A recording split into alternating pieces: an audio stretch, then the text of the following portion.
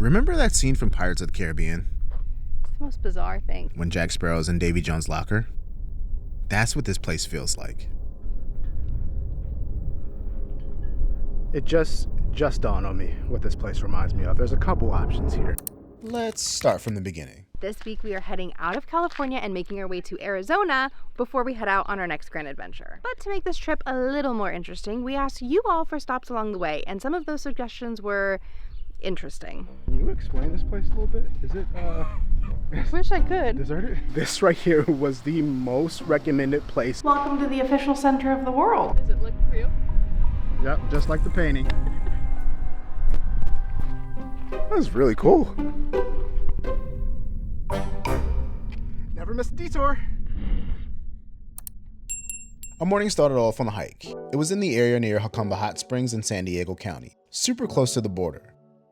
So there's this 100-year-old train bridge that's hidden in the middle of the desert somewhere here. It's called the Goat Canyon Trestle Bridge. It was built in 1932 in what they call the Impossible Railroad. It earned that nickname because they tried to run a railroad alongside of a steep canyon in extreme desert heat through terrain that very clearly did not want a railroad. Eventually, one of the tunnels collapsed, but instead of giving up, they built this, a massive wooden trestle. The railroad ran into the 1970s, and even more surprising, this thing is still standing today at nearly 200 feet tall and over 750 feet wide. Now, having said that, we're not exactly making it to the bridge this morning. Instead of making a confidently very bad decision, we're doing the smart thing and perhaps not trespassing. I'm seeing mixed reviews about that. 3 miles in, there's some abandoned train cars. It's still part of the history here, but slightly less likely to ruin the rest of our day. Oh, there they are. Look at that.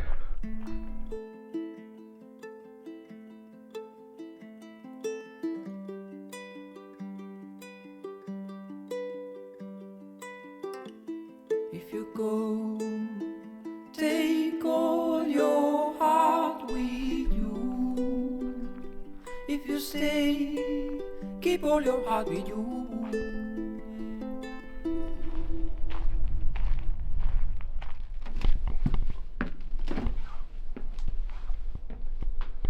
Whoa. This is crazy. Oh, it's upstairs too.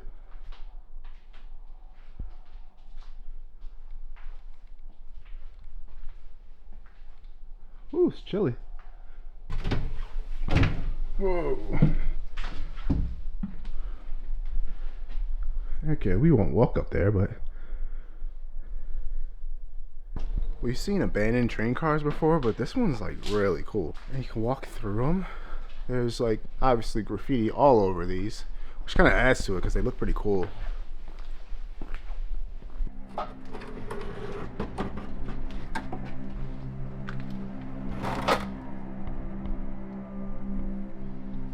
So I let Sarah go ahead so I could film, and it was at this point, having not seen her for a while, that I really started to wonder, Where did she go?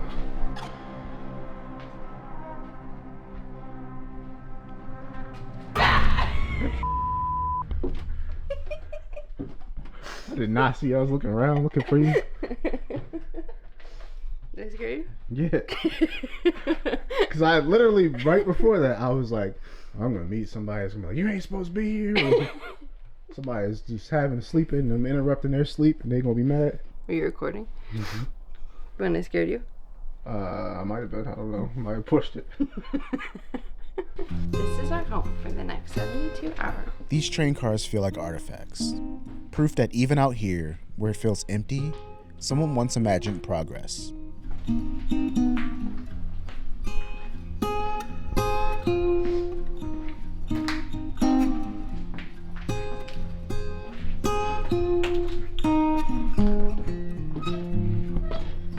We kept seeing this pattern over this trip, places built with absolute certainty, and left behind when that certainty ran out. But the desert doesn't erase things, it preserves them as reminders. I'm gonna have to do some research, figure out why this set of train cars was left here, because they don't look that old. Probably from the 70s, so wonder why they put them here of all places. Scary, huh? Yeah, I wasn't gonna do it, but then you did it, so I was like, alright.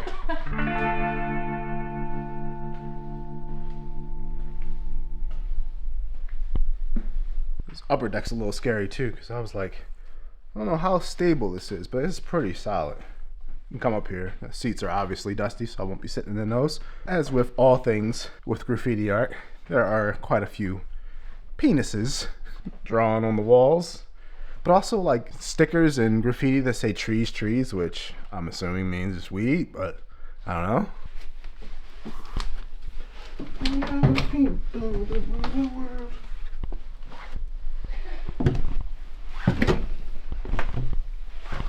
This is fucking right?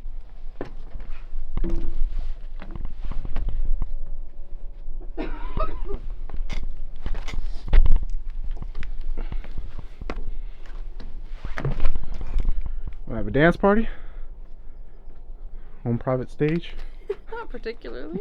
Should mention, while this looks like a place where one would trespass, we are allowed to be here. They actually told us when I checked in at our campsite to come check it out, and it's quite cool. Should also mention that I'm quite sick. Sure, Tony will do his best to edit out all of my coughs, but if you're wondering why I sound like an old smoker, that's why. And you know how we were just wondering how these cars came to be here? Well, we ran into Vance, who is particularly fascinated by these cars. 480 volts, see, they're all connected. There's an electric rail car with the brakes and everything, and then they ran by a diesel locomotive. Chicago, 1972 rail cars. Oh, okay. And they came out here and they were part of the Southern Pacific Railroad, and they were abandoned here. They left them here in the early 2000s. But like, I can't believe they would leave them here like that. And to me, like, I mean, the graffiti's cool. Like, there's another set down 4 or 5 miles down the tracks, and they caught fire and they burned because of all of the graffiti paint on them. They burned for days. Whoa. Oh my god. But to me, like, I wanted to take one of these and make a tiny house out of it. These are modern bearing cars. So on a caboose, they would, you know, the little pop-up top. The Pullman's porter, like the conductor or whatever, he would sit in the back of the caboose and watch, and all of the bearings on the wheels, they would start sparking and causing fire. So they had to watch and look out for that. And then they called this the Impossible Railroad. Yeah, I saw that. So Spreckles Electric, you know, Spreckles, he was the one that found it. I think it was $13 million. I found a report saying it took roughly $18 million and 12 years to complete. But anyway, you can now see how serious Vance is about wanting one of these for his home. He's really doing his research, and I hope it works out for him because he could be onto something here. Could you imagine how cool one of these would be as a tiny house? I love how random all the graffiti art is. You got bunnies and cats and fish and just all kinds of things. It's really cool. It's very creative hodgepodge of different artists.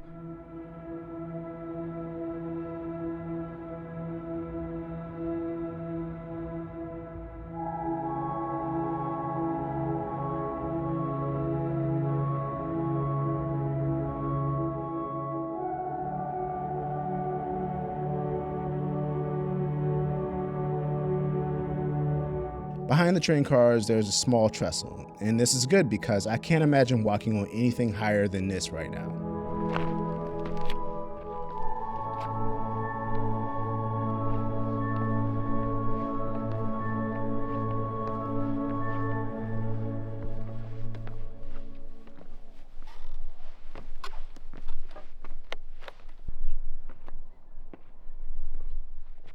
These are the kind of activities people with health insurance do.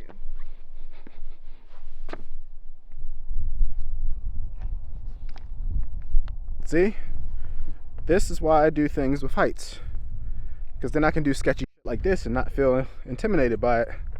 To be fair, it wasn't as sketchy as it looks. A fall from here still probably would hurt like hell though. It's an old rickety bridge though. It's like cosplaying The Last of Us in there. Yeah.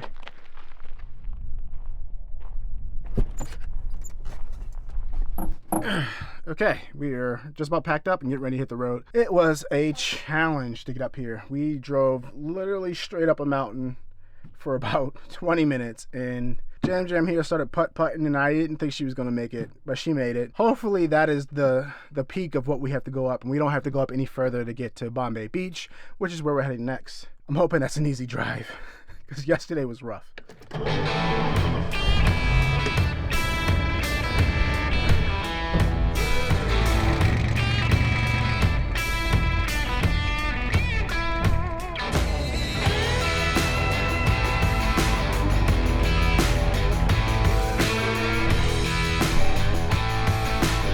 FYI, this campground was great.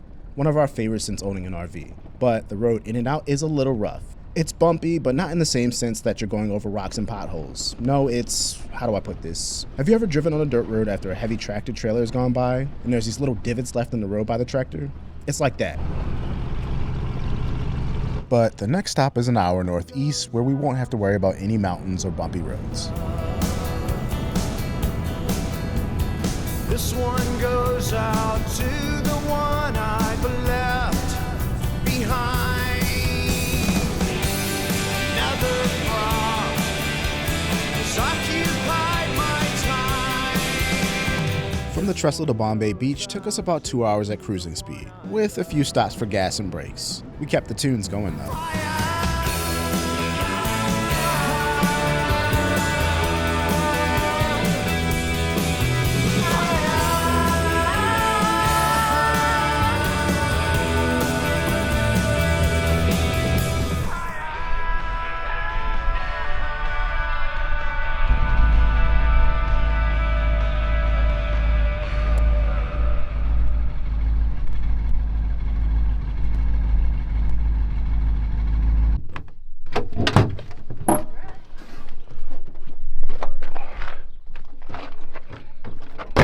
Well, welcome to Bombay Beach. This is interesting. This is like, I don't know if it's abandoned. I think there's some parts that are abandoned and other parts that people live in.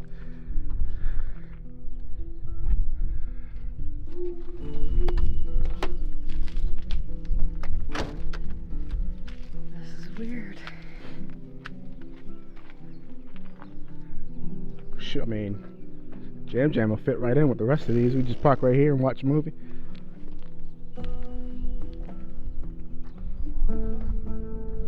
From our first stop, you get a glimpse of how quickly this place has changed over time.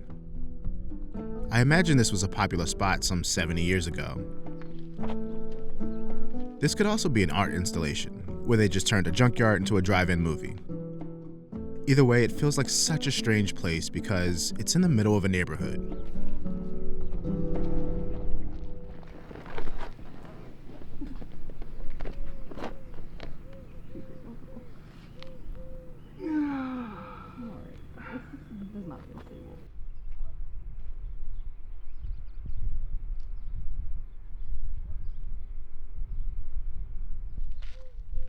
It's like an almost ghost town. And then there's the beach.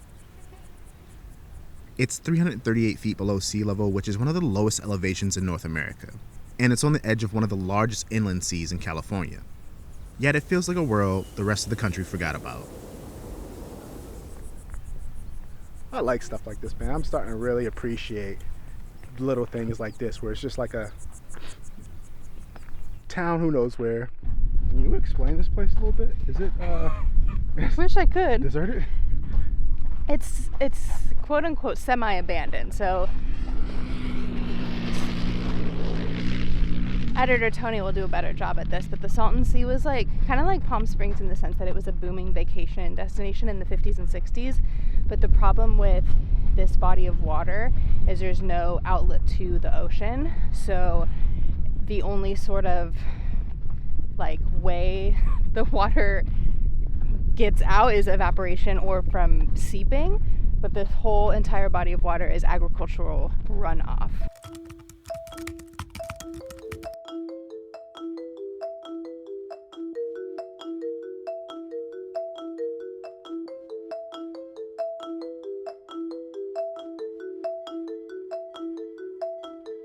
So it's a lot saltier than seawater. So it's also known for like killing off wildlife, birds, fish. It's supposed to be pretty stinky. I don't smell anything, but that is why it no longer became a vacation destination, because the water is so nasty and toxic. You know what? Why don't we let editor Sarah take this one?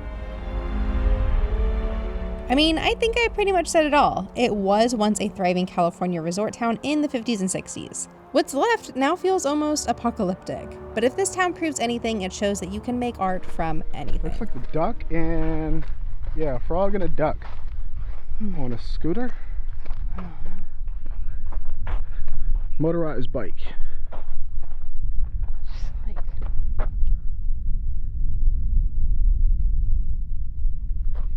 the most bizarre thing because there's like barely a breeze, but if you look out this way, it's just like there's no ripple in the water. No wind. Of course there's no bloody wind. Over here there is a bit. It's a really, really bizarre place.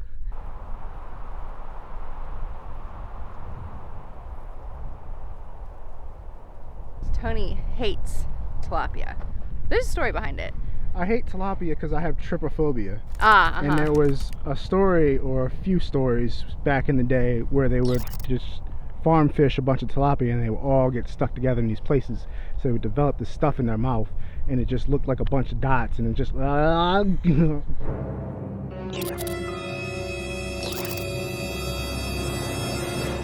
So anyway, the fish that lives in here is tilapia.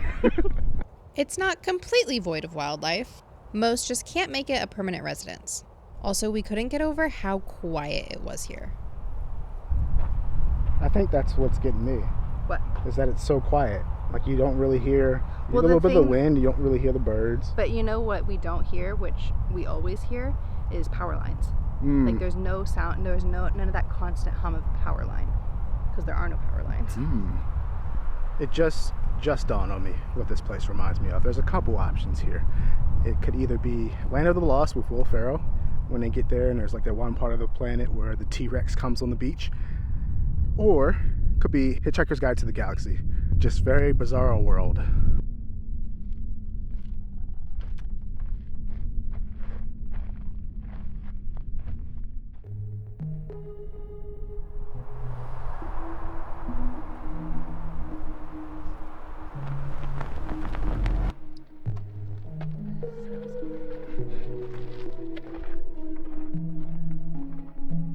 Oh, you can actually go in it.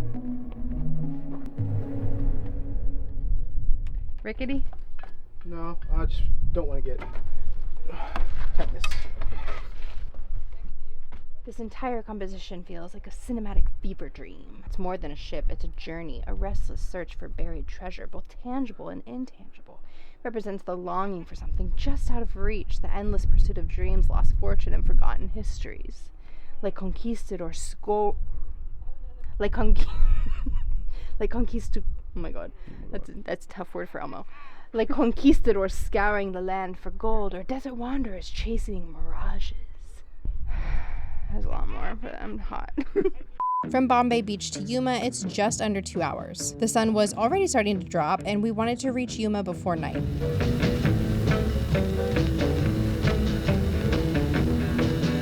For a while, it still felt like we were driving through nowhere with long stretches of flat back roads. But slowly, almost subtly, the desert began to soften into more green landscapes and farmlands, and before you knew it, we were back on the highway.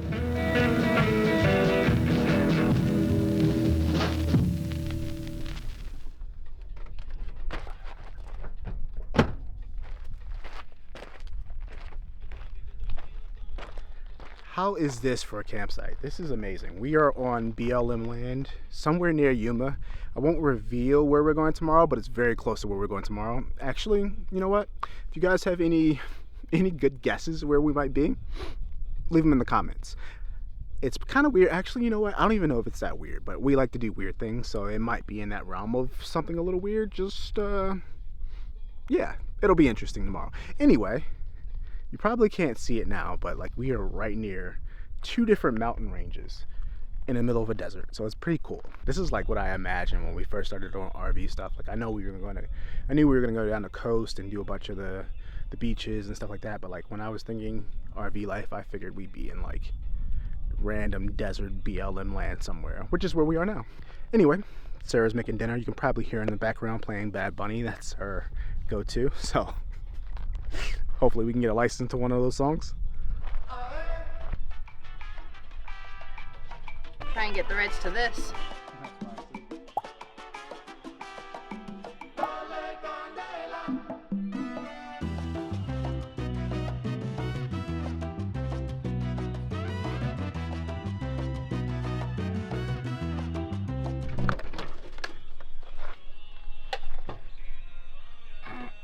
What's for dinner? Burger bowls. Burger bowls. Being out in the middle of nowhere means we need to get internet somehow so that we can edit and upload these videos. So that was the first thing I set up.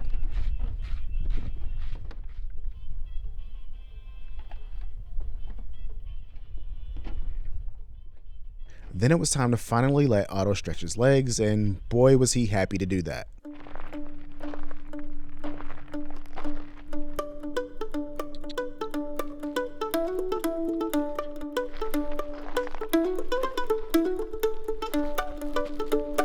Whoa, Ham, you can get all dirty. Totally exploiting Otto right now, but he's a ham. He absolutely loves the camera. So even when I do try to film him, he's just like, I'm gonna put on a show for you. So there he goes, rolling around in the dirt. Now I gotta clean him.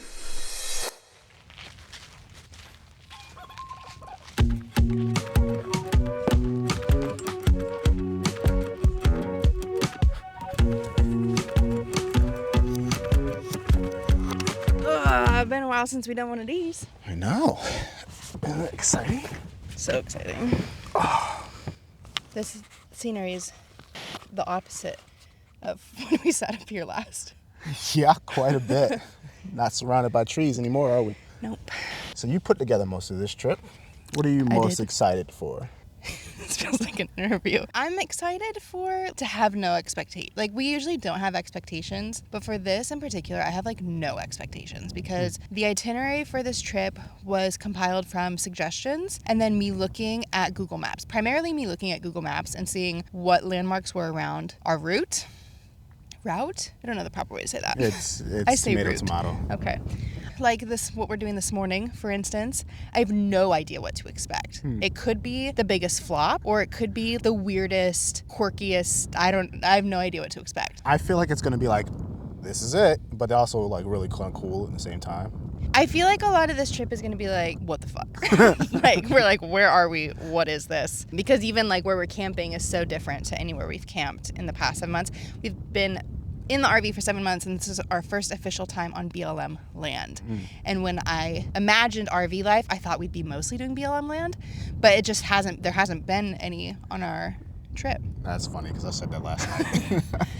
I don't know. Today's just filled with like, we have like 3 stops, and it's going to be weird, quirky stops. And I feel like that's what the Detour Duo was founded on, is weird, quirky stops. Yeah, that's our principle. Yeah.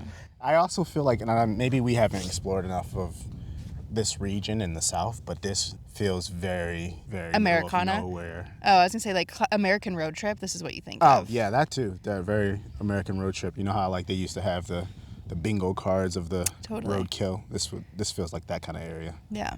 You ready? Yeah, we're already late. Okay, well, let's hit the road. I wanted to see your get-up technique. It was just as mine, just roll over. Here we go.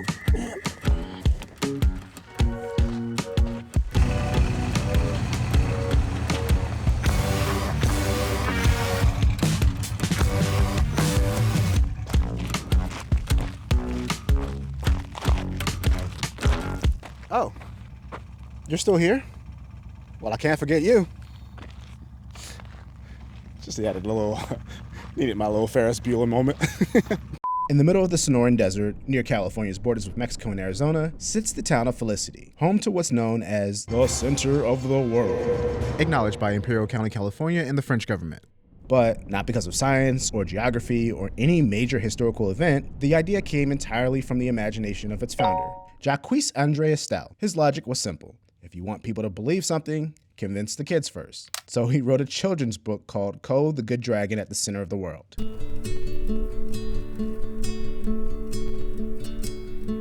Spring brings all things, new things. Does it look real?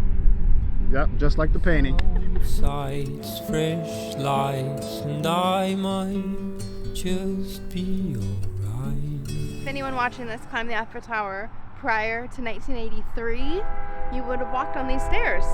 It was purchased in 1989. This was the staircase from like 1869 to 1983. Then inside of the pyramid, we have the official center of the world seal. If you take a look at this poster, it gives you more information as to how, why, and when it was declared by law to be the official center of the world. See? a children's book. There is a $10 admission fee per person, and then that includes certificates like these here, which allow you to come back for the rest of the season for free until the end of April. But before you explore the center of the world, they encourage you to watch a short video explaining how it came to be, which, funny enough, reminds me of something out of Monty Python. Long live America! Vive la France! Vive la France! Felicity also means culture. 1985, international law. In 1989, the official center of the world is found inside the pyramid.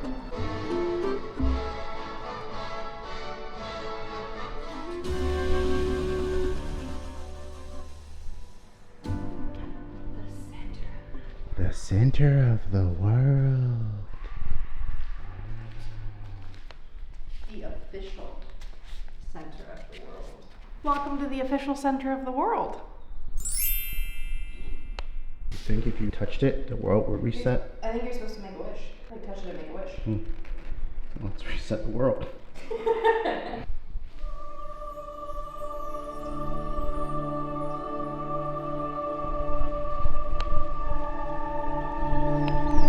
What was your wish? Can't tell you. So the center itself is very much like, okay, that was it. Cool. But there's surprisingly a lot more involved with the town of Felicity, which is population what? I don't know. I think I read 4, but I maybe 4 people. But there's a maze over there. There's got the churches right here. The original staircase from the Eiffel Tower, which is one of them, a section. One of them, a section of the original staircase from the Eiffel Tower, which is cool. And then this whole granite area with the history of the world, pretty much, right? There's surprisingly amazing detail put into these granite slabs.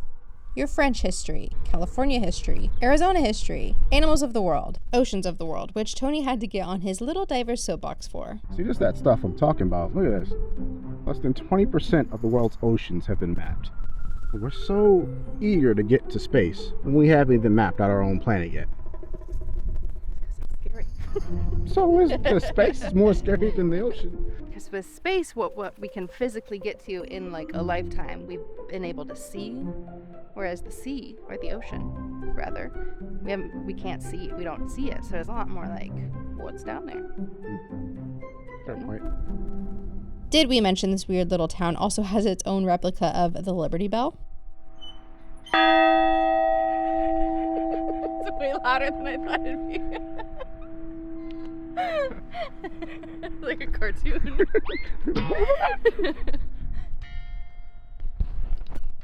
You know, in a movie, it's like maybe a dream sequence. There's nothing around except for one object. That's what I'm getting. Like Stranger Things, when she like goes in the bath and it's like empty, nothing except for one thing. It feels like a fever dream.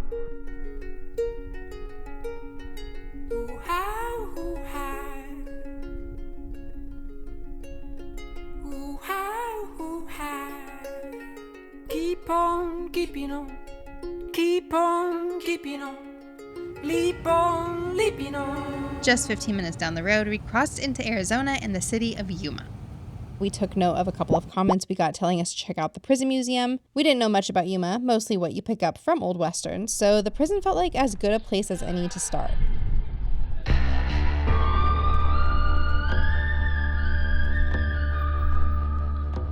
And then one final thing, we have a little activity going on. Pretty much just questions for you to solve about the prison. If you fill it out and bring it back, you'll get a key to the prison as a reward. All the answers will be inside the museum building. We are at the Yuma Territorial Museum. Now, what do I know of this place? Virtually nothing, because they really just throw you in there. There is a dark room, dark cell, and they said there might be bats in there, so they gave us a red light flashlight that looks like a shackle. They handed us this little pamphlet filled with trivia about the prison, so we're going to read you a few questions. Take your best guess for answers. Pause if you need, and let us know how you did.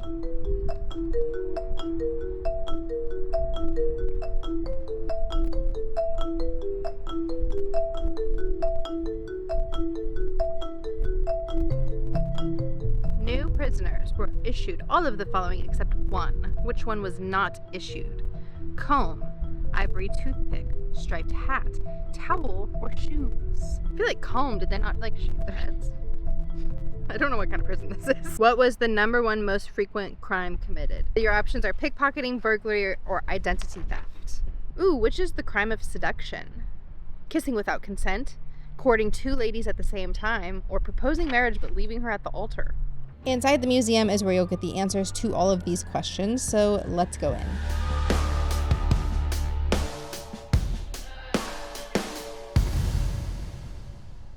About 3,000 prisoners served time here, men and women. The youngest was just 14, the oldest 87, and only a handful ever successfully escaped. The prison would later earn the nickname the Hellhole, mostly because of the desert heat. 100+ degrees here was normal, sometimes much higher. And it had to smell so bad in there. But here's the part that surprised us. At the time, it was considered progressive. Some locals supposedly called it a bit of a resort, which says less about how nice the prison was and more about how harsh everything else must have been during this time. First, I got thrown in the snake den because the assistant superintendent didn't think I was showing him the proper respect. Which he didn't deserve anyways. He said, hey you, I like I got into it with another prisoner. Howard Withrow was his name. Cut him across the neck with a knife I stole. Just missed his jugular vein. Too bad. There are some interactive moments to the museum. I even got my prison mugshot.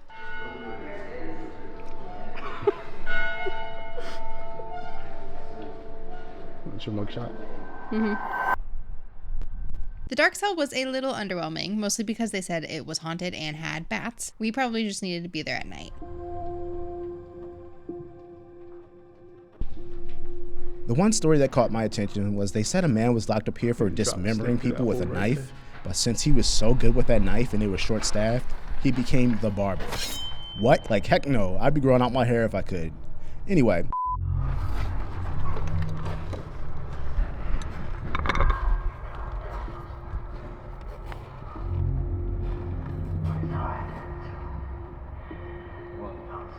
Well, the museum was fun, but it's time for us to hit the road. Oh, about those trivia questions. Did you catch that? Those were the answers. But our journey continued east after the prison to the one place that you all raved about the most. And that place was... This right here was the most recommended place on our whole travel itinerary. Seriously, you all were not playing around with these shakes, and it's funny because there's about a 100% chance we would have driven right past this and kept going. So, if this doesn't live up to the hype, I'm going to be extra critical of it, and be honest with you, because this drive down here was rough. Like, it was through the mountains, windy as all heck, and I'm looking around like everybody else, like, y'all not going through the same wind I'm going through, because I'm sitting here struggling, just going back and forth on the road. Everybody else is just speeding by. Anyway, these shakes better be damn good, right?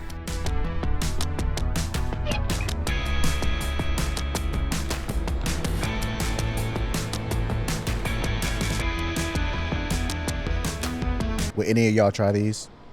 Yeah, I'm gonna pass too. Trying date shakes. Do you like dates? You know, I don't know. I've had bacon wrapped dates, and that's the only dates I've Sure. had, which were good. I'm sure you can make anything wrapped in bacon taste good. Cheers. Cheers. Can't get any.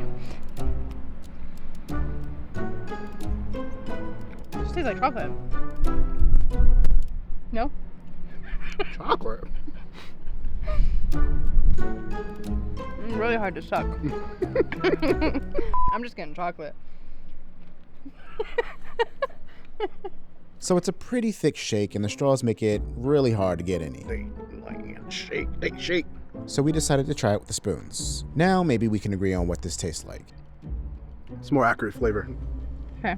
It's very good. I thought it'd be really sweet. I think you would like it a lot more than strawberry, because it's a lot sweeter, less sweet than strawberry. I realized after the fact what these shakes taste like to me.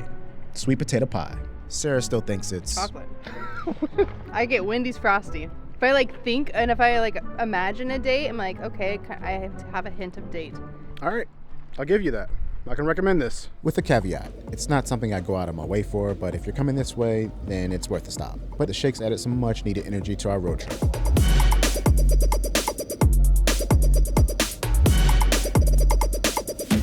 And about 2.5 hours later, we finally arrived in Tucson.